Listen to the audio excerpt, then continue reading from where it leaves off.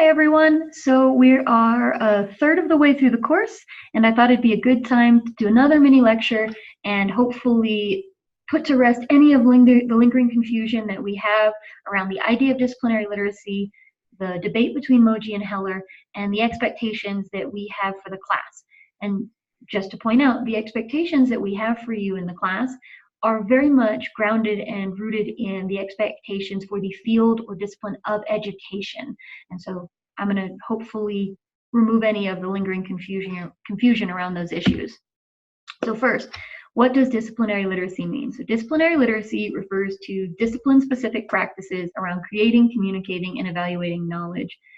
Disciplines are branches of knowledge. They are, for example, collections of understandings around a particular way of knowing, like geometry or chemistry. So English language arts is a discipline.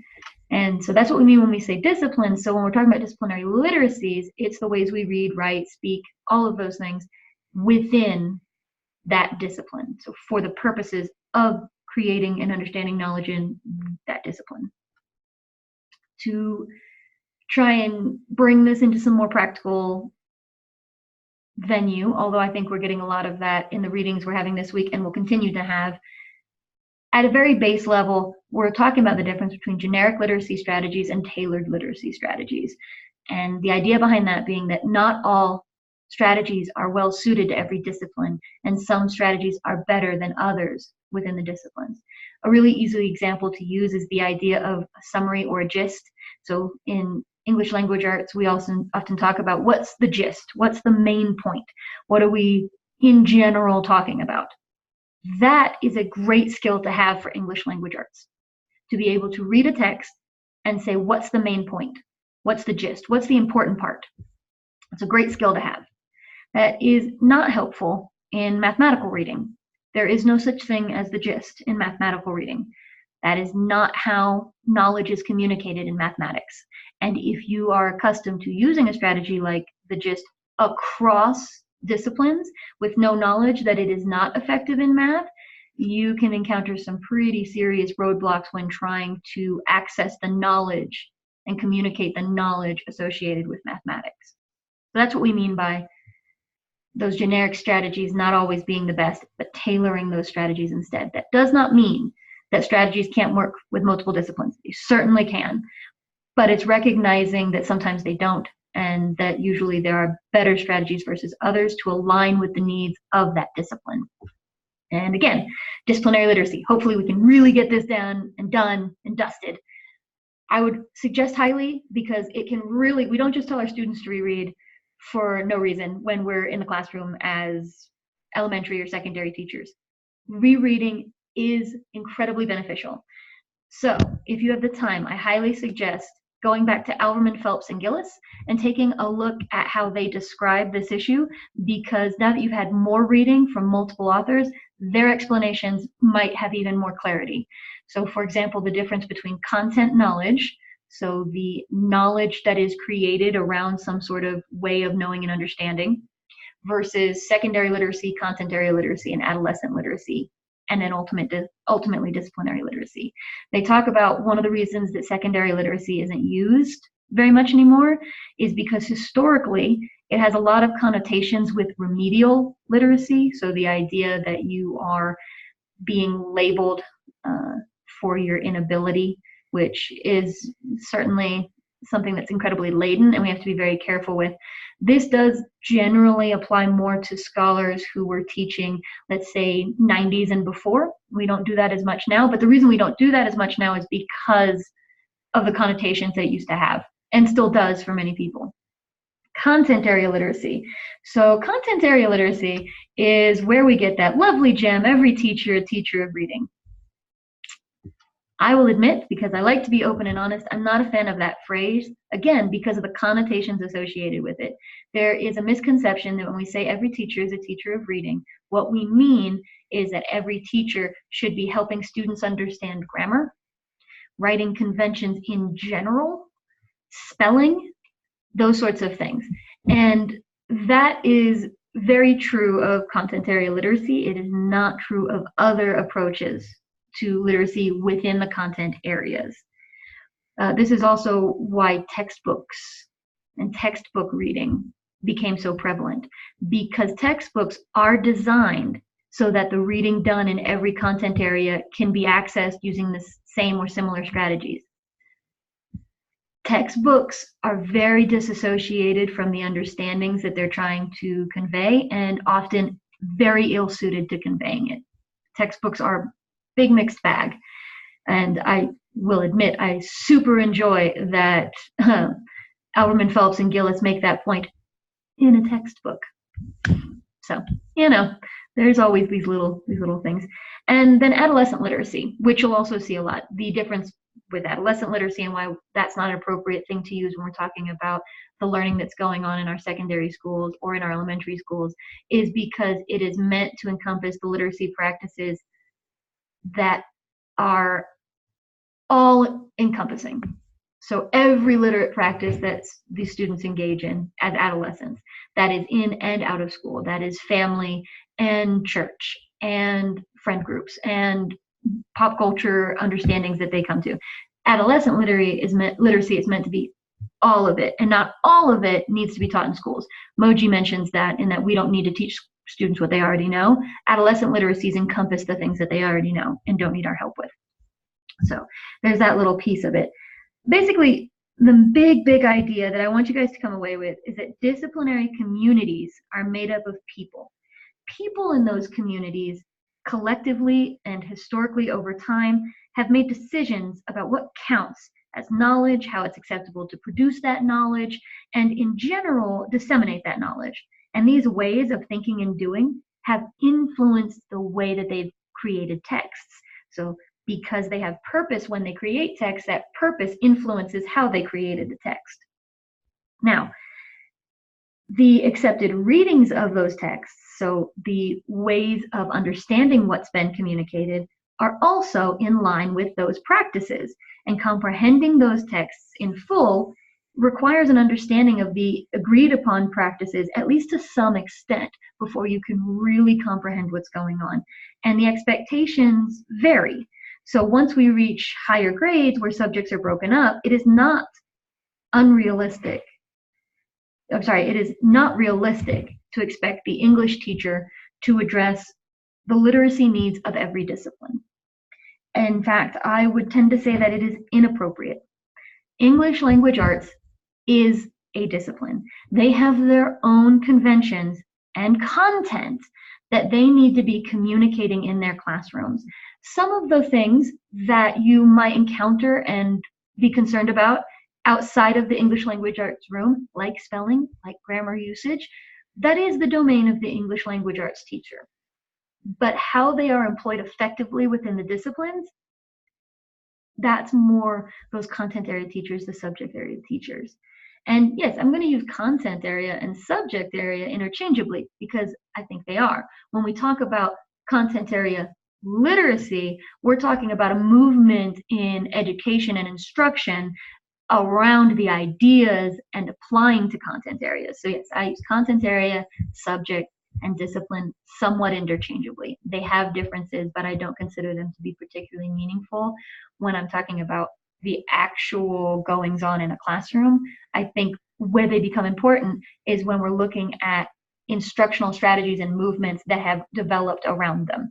Disciplinary literacy and content area literacy are very different as movements within educational understanding. So that's where that big difference comes from, and why it's very important to know that it's not content area that's different.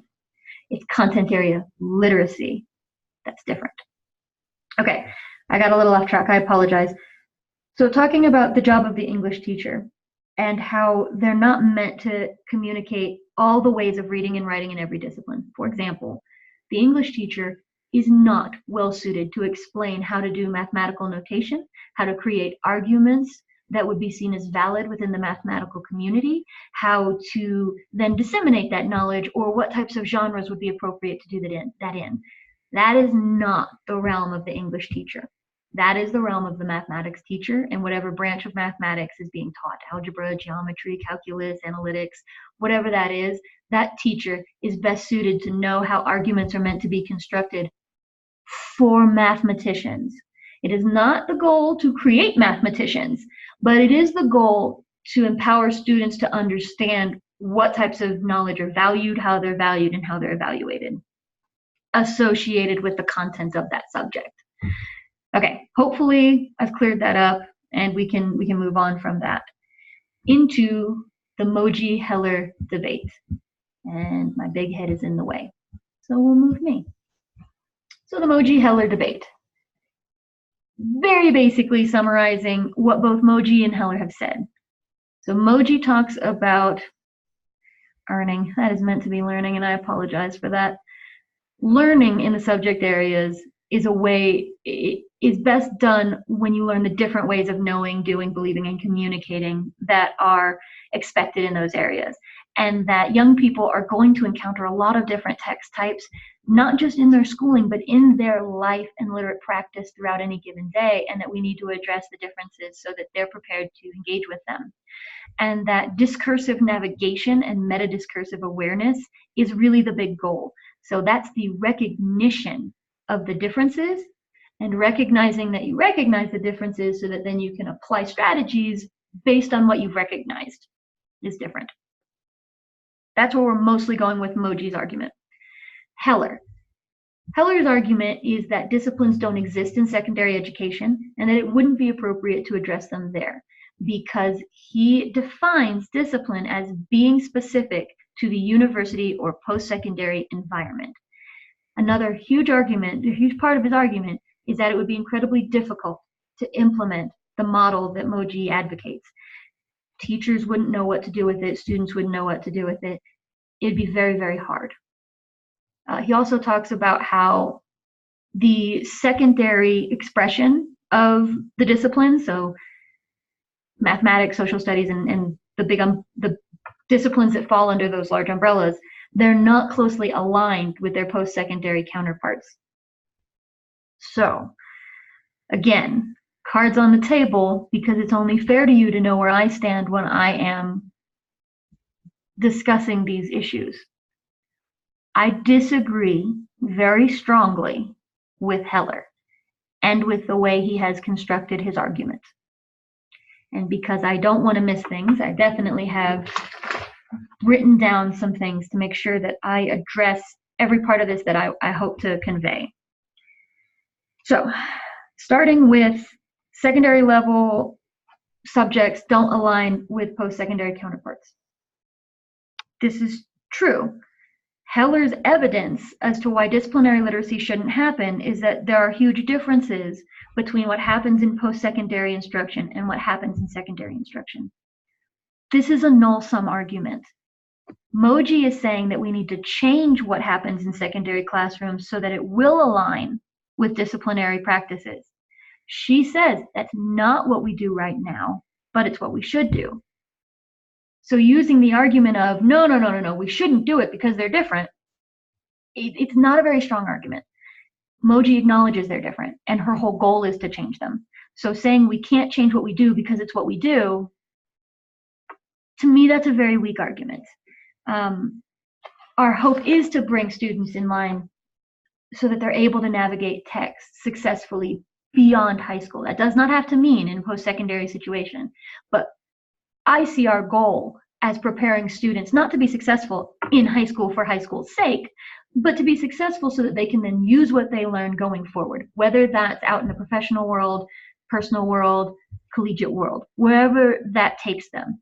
And so comparing what happens in a high school English class today to what is happening in a college English class today, yeah, they're different. You're going to find also a lot of people who are really successful in high school struggle in college. Huge struggles. There's a reason that we have so many remedial courses. And if you get a chance to talk to the folks who teach some of those remedial courses here at the University of Wyoming, they're great. I've talked with them and they're wonderful. But they could tell you better than I could that the disconnects, even just in English language arts, so as a discipline, The English language arts disconnects between what's expected of them at this level and what's expected of them in high school and how they're taught to engage with text is so disparate. Many students are woefully unprepared to deal with the huge jump in expectation.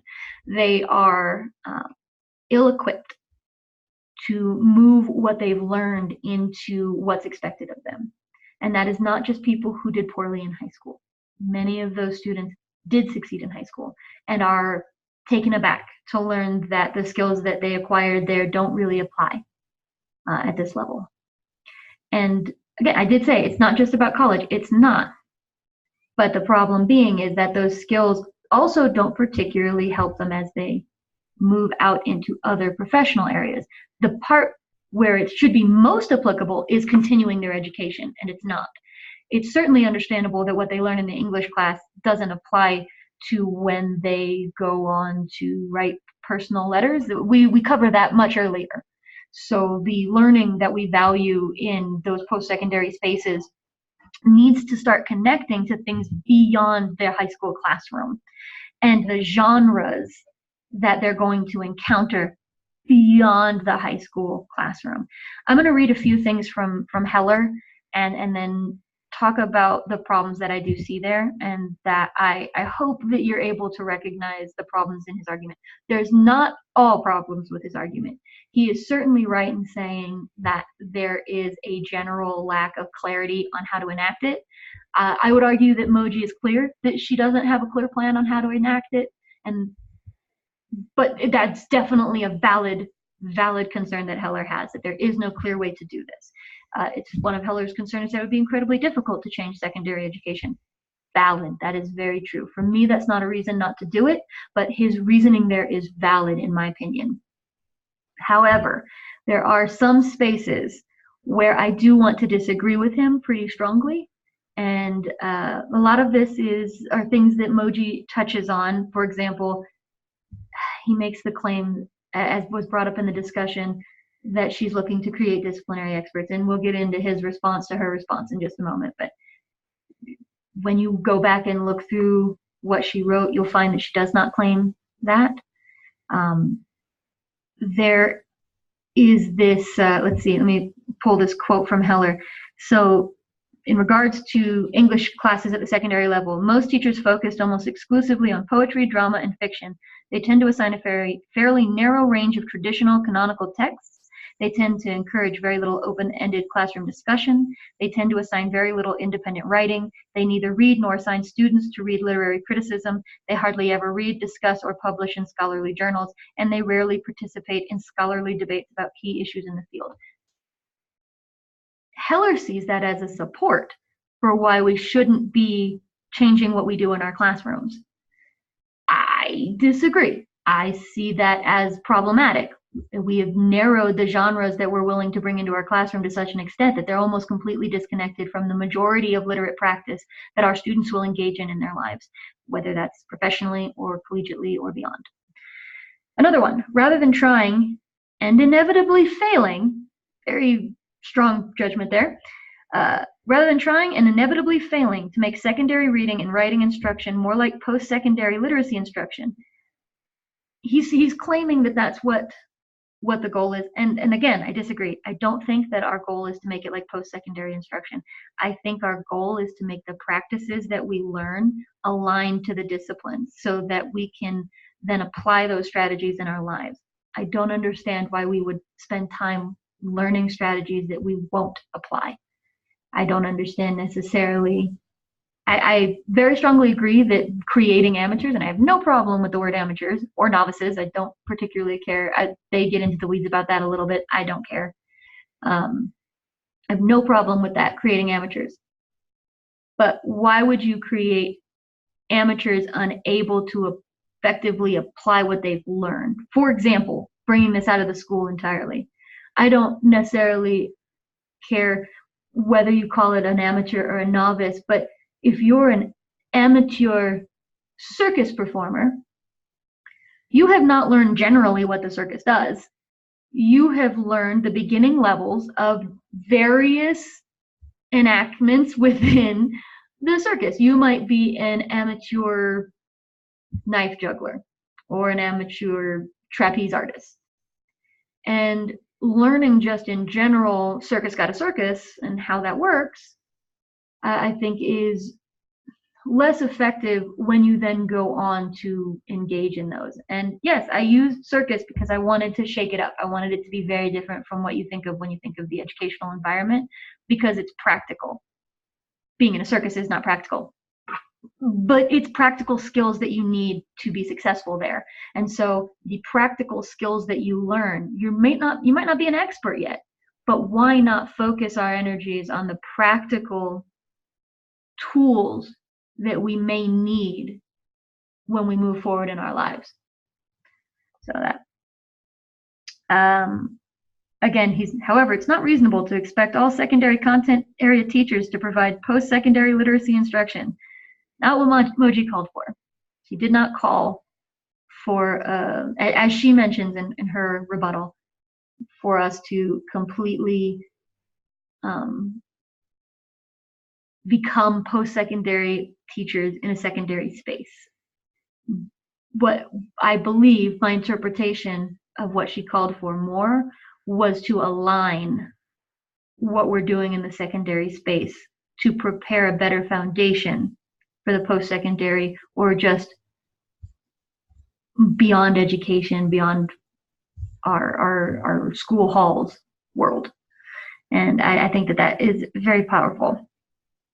Now, Heller's first response is very measured, and it is, I think, a very useful thing to consider when we're deciding how we want to enact and how we want to enact literacy in our schools, and what exactly we do want to enact and why we want to enact it that way.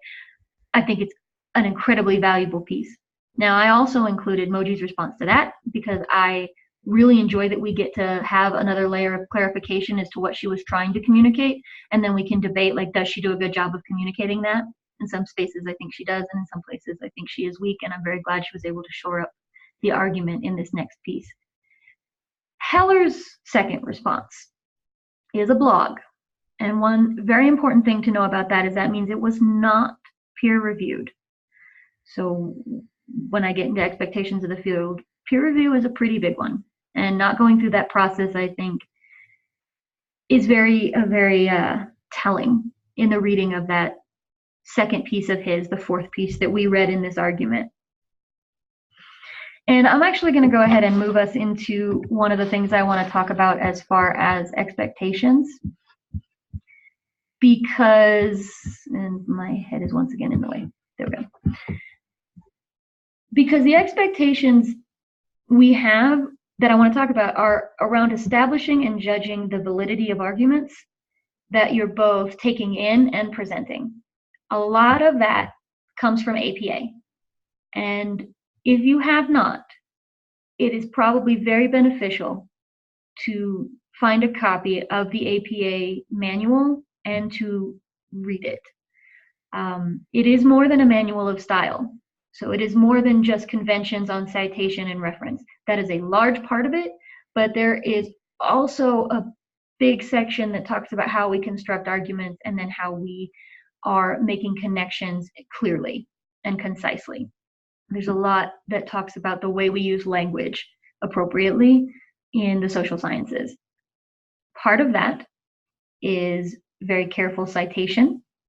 So misspelling someone's name is important. It matters. Readers will have a much harder time trusting what you say if they are unsure that you have really deeply thought on and carefully attributed the ideas that you're including in your work. So you need to very carefully cite. There were, in the discussion, a lot of misspelled names. Now, this is not a formal academic paper. However, you're engaging in education, you're engaging in the writing that is going to help us understand what you're understanding. And yes, we are all talking about the same 3, 5, 6 sets of articles, so we know what you mean.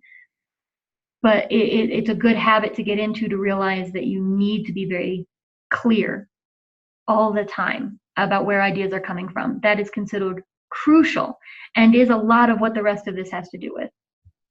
Which, number 2, sourcing. And this, I'm going to get back to Heller on this one. So, sourcing. Wikipedia is not a good source.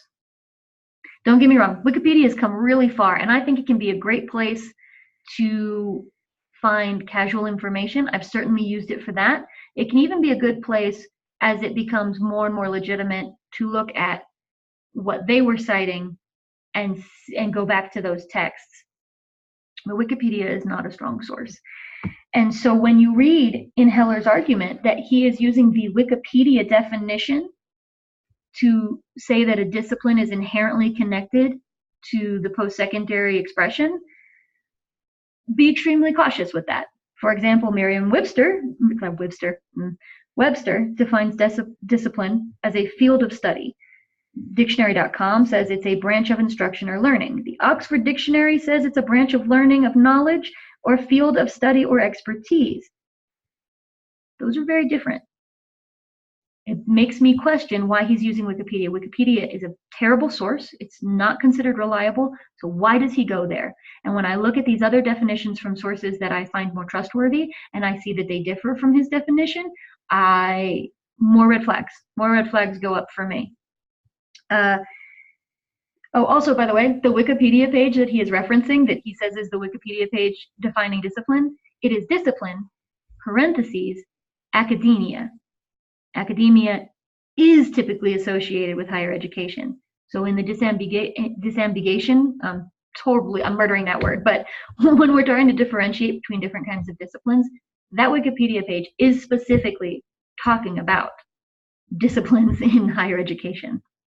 So these are the sorts of things that it would be good to start recognizing. And I know many of you already know this, but this is kind of a reminder about being careful when considering what we're being told and what's being attributed to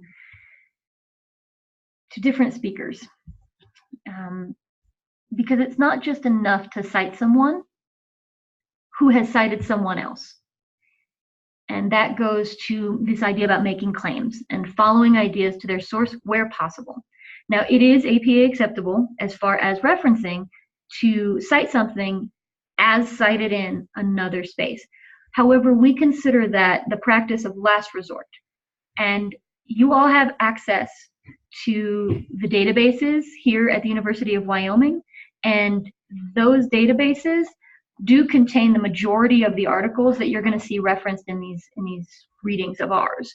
So that if you're interested and want to build a claim based on a claim made by someone else about someone else's writing, you need to follow that back before you can be very confident in what you're saying. For example, in Heller lists a bunch of things said by Moji and says that they are evidence that she was claiming we needed disciplinary experts at the high school level. I'm going to go through a few of these. So, for one thing, he at one point claims that Moji expects the ideal high school students to have acquired, his word, which he indicates, the power to read critically across various texts and various disciplines. So what she was actually talking about was when you have access to the different ways that knowledge is created and communicated, this is her full quote, such knowledge gives young people the power to read critically across various texts and various disciplines. She does not make a claim that they need to have acquired all of the skills for this or mastered it in any way. All she's saying is that when you do have it, it is incredibly powerful. He's reframed it in a way that is questionable to me as I become more and more concerned about how he's writing the blog post and the validity of the blog post. So I check again, because I have this text and I can go and look and see, do I agree with Heller? Do I agree about how he's interpreting these phrases? For example, Heller says that Moji claims high school students should become able to navigate, critique, and weave together the discourses of the disciplines. What she really said was, at a broader level, what school structures need to change to enable teachers to support students as they navigate, critique, and weave together the disciplines of the discourses of the disciplines. So one, it was a question. What do they need to do to enable teachers to support students? So not master it, not be able to do it independently, but to do it with support from a teacher. For me, that's an incredibly different issue. That to me doesn't claim high school students need to be able to do that. To me, what she's saying is teachers need to be able to support students doing that. I see those as being very different. The reading and writing that a student can do supported versus what they can do independently, I think is a huge difference. Last one. So let's see. So the ideal high school graduate should be able to access the abstract and dense print text of the discipline. When she writes that, because those are her words, but again, he's using a really small part of a larger sentence. When she writes that, she is referring to tools for teachers to help construct disciplinary knowledge. So it's the teachers working on accessing the abstract and dense print text of the disciplines. When you take that in conjunction with the idea that teachers are supposed to be supporting students, it makes sense that we as teachers would need supports to access these texts so that then we can support students. Again, these are just expectations of the field that if you see a claim made and some conclusions drawn, especially if you see any other red flags, for example, referencing Wikipedia, it is considered best practice to go and read those sources yourself and to draw your own conclusions. Now, if you read what he has cited in the context of Moji's argument and you agree with him, I would hope you could bring evidence to the table as to why you agree with him in that. Again, my personal bias, I don't agree with him, so that does color how I see things. But some of these are just definitive. He often takes Moji out of context. That is generally considered a no-no, and if this had been peer-reviewed, I'm not sure that those claims wouldn't have been challenged. He cites Wikipedia. I believe that would have been challenged by a peer review and asked why he was using that definition rather than one from a source that might have been considered more reliable. By the way, dictionaries are barely considered reliable. So Wikipedia is below dictionaries.